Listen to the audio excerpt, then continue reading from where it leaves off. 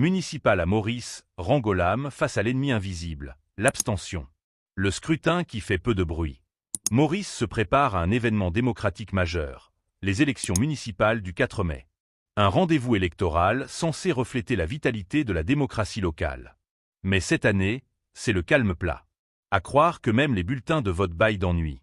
La campagne a bien commencé, les affiches fleurissent, les promesses aussi, et pourtant, un danger sournois plane au-dessus de ce scrutin, l'abstention.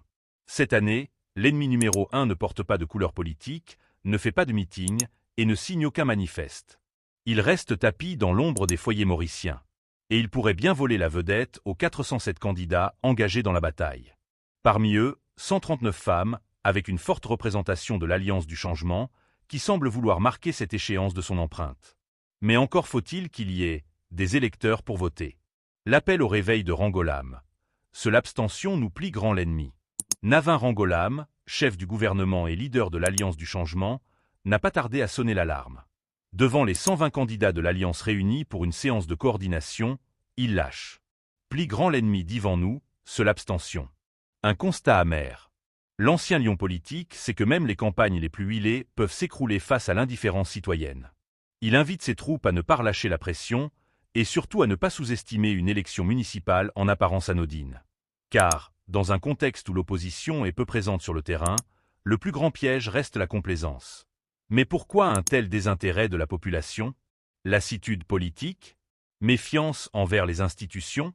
Ou simple désillusion face aux mêmes visages et aux mêmes promesses recyclées à chaque élection? La bataille pour le contrôle des villes. Une histoire de pouvoir délocalisé. Cette campagne municipale est aussi le théâtre d'un vieux feuilleton politique, celui de la centralisation du pouvoir.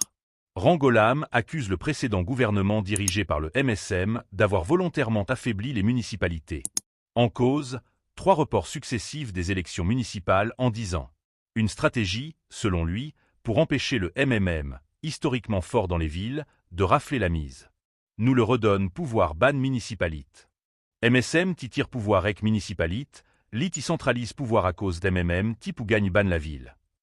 La sortie est cinglante. Rangolam veut se positionner en restaurateur de la démocratie locale, celui qui rend le pouvoir aux villes, aux maires, aux citoyens de quartier. Mais dans la réalité, la gestion des municipalités reste largement encadrée par l'État central. Ce débat révèle aussi les failles d'un système où les élus locaux manquent souvent de moyens, de compétences